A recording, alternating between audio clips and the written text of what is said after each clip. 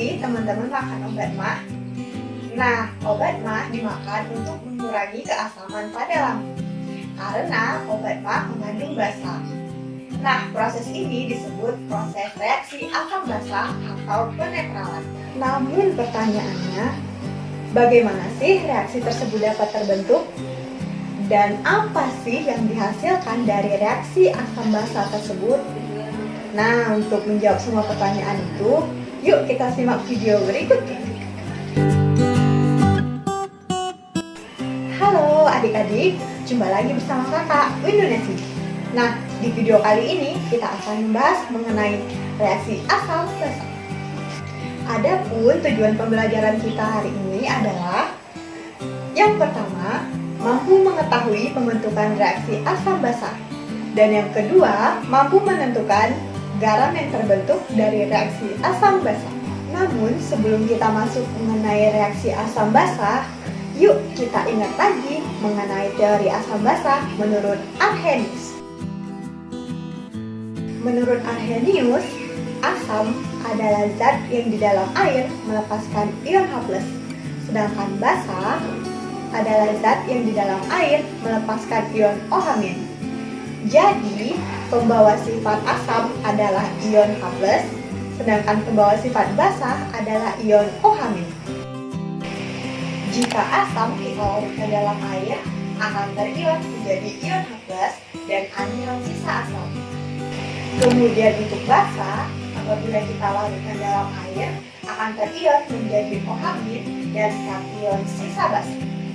Nah, jika asam dan basa ini bercampur, maka ion H+ dan ion OH- ini akan bergabung dan membentuk molekul air. Sedangkan anion dari asam dan kation dari basa ketika bergabung, maka akan membentuk ikatan dan membentuk senyawa garam. Karena reaksi asam dan basa membentuk air, yang dimana air ini bersifat netral, nah maka reaksi ini disebut juga dengan reaksi penetralan. Namun karena reaksi tersebut juga menghasilkan garam, maka reaksi ini juga biasa dikenal dengan reaksi penggaraman. Sehingga dapat kita simpulkan bahwa reaksi antara asam basa dapat menghasilkan garam dan air.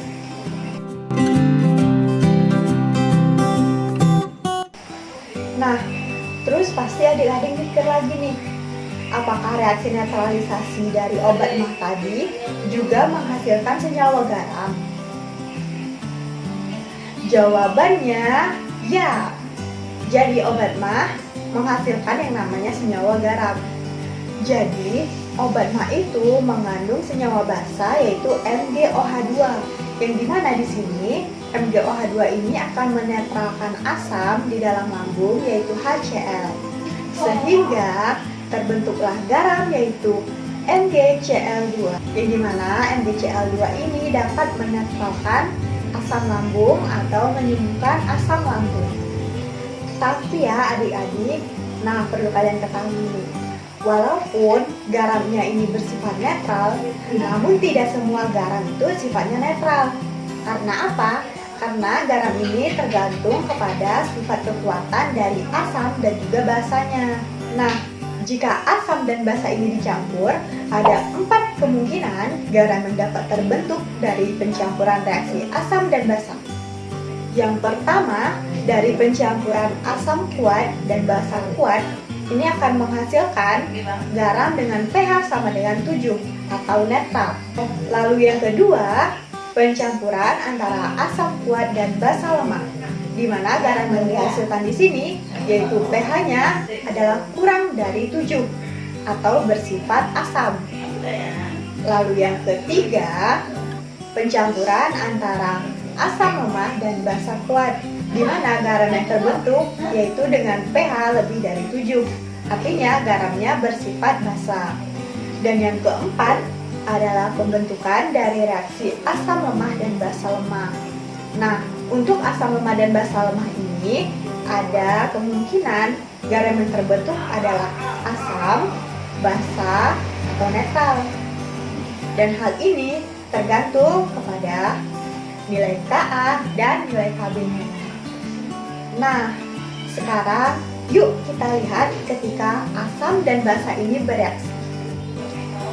Nah, adik-adik, contohnya itu yang dapat kita lihat ada asam klorida dan natrium hidroksida. Ingat ya adik-adik, kalau pembentukan antara asam dan basa ini akan menghasilkan garam dan air. Nah, kita tahu asam klorida adalah senyawa asam, sedangkan natrium hidroksida adalah senyawa basa. Pertanyaannya, garam apa sih yang terbentuk dari kedua reaksi tersebut? Nah, kalau air jelas ya, pasti H2O. Bagaimana dengan garamnya? Cara yang pertama, kita ionkan terlebih dahulu senyawa dari HCl dan NaOH. Nah, kita tahu senyawa HCl ketika diionkan akan menghasilkan H+ dan Cl-. Sedangkan NaOH akan menghasilkan Na+ dan OH-. Ketika kita reaksikan, maka kedua senyawa ini akan mengalami pertukaran pasangan. Dan ingat lagi ya adik-adik, ketika mereka mengalami pertukaran pasangan, maka pasangannya harus antara ion positif dan juga ion negatif. Nah, kita lihat di sini. Awalnya ion H+ berpasangan dengan Cl-, sedangkan Na+ berpasangan dengan OH-. Namun setelah kita reaksikan, maka H+ ini akan berpasangan dengan OH-, sedangkan Na ini akan berpasangan dengan Cl-. Jadi, garam yang terbentuk antara reaksi asam klorida dan natrium hidroksida adalah natrium klorida plus H2O atau air. Jadi seperti itu ya adik-adik, konsep dasar dari reaksi asam basa. Lalu, bagaimana dengan keempat reaksi ini? Nah, yuk kita lihat video penjelasan berikut ini. Reaksi antara asam kuat dan basa kuat ini akan menghasilkan garam yang sifatnya itu adalah netral atau pH-nya itu sama dengan 7. Contohnya adalah asam klorida dan natrium hidroksida. Nah, penjelasan ini sudah dijelaskan di awal tadi ya adik-adik, di mana yang kita ketahui bahwa asam klorida merupakan asam kuat, sedangkan natrium hidroksida adalah basa kuat. Nah, karena asam dan basanya ini sama-sama kuat, sehingga garam yang terbentuk itu adalah garam yang sifatnya netral. Lalu ada reaksi asam kuat dan basa lemah. Nah, reaksi asam kuat dan basa lemah ini akan menghasilkan garam yang sifatnya itu adalah asam. Karena di sini asamnya bertindak lebih dominan, di mana sifatnya yang asam kuat. Contohnya itu adalah asam klorida atau HCl dan amonia atau NH3. Ketika HCl dan NH3 ini bereaksi, maka hasil reaksinya itu adalah NH4Cl. Nah, untuk senyawa yang bereaksi dengan NH3, maka yang dihasilkan itu hanya garam saja ya adik-adik, tidak dihasilkan air. Nah, mengapa? Kita bisa lihat ketika sudah disetarakan reaksinya. Di sini setelah direaksikan dan disetarakan, tidak ada terbentuknya air. Selanjutnya ada reaksi antara asam lemah dan basa kuat. Nah, reaksi antara asam lemah dan basa kuat ini akan menghasilkan garam yang sifatnya itu adalah basa atau pH-nya itu lebih dari 7. Contohnya adalah CH3COOH dan NaOH. CH3COOH ini adalah asam lemah, sedangkan NaOH adalah basa kuat. CH3COOH ini tersusun atas ion CH3COO- dan H+, sedangkan NaOH tersusun atas ion Na+ dan OH-. Sehingga ketika senyawa ini bereaksi akan membentuk garam yaitu CH3COONa dan membentuk air yaitu H2O. Lalu yang terakhir adalah reaksi antara asam lemah dan basa lemah. Nah, sudah dijelaskan di awal ya adik-adik bahwa reaksi antara asam lemah dan basa lemah ini akan menghasilkan garam. Nah, tapi garamnya itu dapat bersifat asam, netral, ataupun basa. Nah, hal ini dapat ditentukan dari nilai Ka atau Kb-nya. Jika asam, maka nilai Ka-nya itu berarti lebih dari Kb. Jika netral, maka nilai Ka sama dengan Kb. Dan jika basa, maka nilainya Ka itu lebih kecil daripada nilai Kb. Ya, jadi setiap asam itu memiliki nilai Ka-nya masing-masing. Begitu juga dengan basa yang memiliki nilai Kb-nya masing-masing. Nah, nilai antara Ka dan Kb inilah yang menjadi pembanding dan juga penentu apakah garam ini bersifat asam, netral, ataupun basa. Contohnya, ada senyawa HCOOH dengan nilai Ka adalah 1,8 dikali 10 pangkat min 4 dan NH3 dengan nilai Kb adalah 1,8 dikali 10 pangkat min 5. Nah, ketika HCOOH dan NH3 ini bereaksi, maka akan menghasilkan garam yaitu NH4COOH. Nah, di sini kita bisa lihat ya adik-adik, nilai Ka dari HCOOH lebih besar dibandingkan nilai Kb dari NH3. Berarti garam yang dihasilkan adalah garam yang bersifat asam. Jadi seperti itu ya adik-adik, reaksi antara asam basa.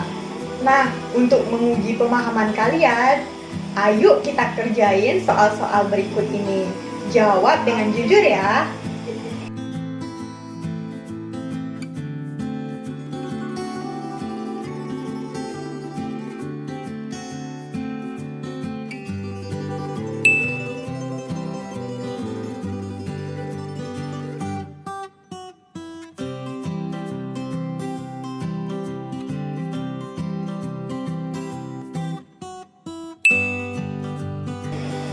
Nah, gimana adik-adik hasilnya?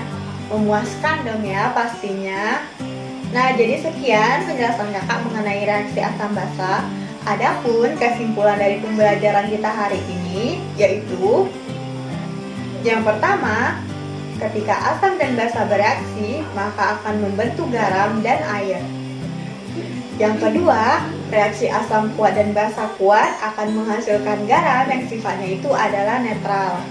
Yang ketiga, reaksi antara asam kuat dan basa lemah akan menghasilkan garam yang sifatnya adalah asam. Reaksi antara asam lemah dan basa kuat akan menghasilkan garam yang sifatnya itu adalah basa. Reaksi antara asam lemah dan basa lemah dapat membentuk 3 garam, tergantung terhadap nilai Ka-nya. Jika asam, maka nilai Ka lebih kecil daripada Kb. Jika netral, maka nilai Ka sama dengan Kb. Namun jika basa, maka nilai Ka lebih kecil daripada nilai Kb. Nah, adik-adik, sekian ya penjelasan kakak mengenai reaksi asam basa. Jangan lupa pelajari materi selanjutnya mengenai asam basa Bronsted Lowry. Sampai jumpa di video selanjutnya.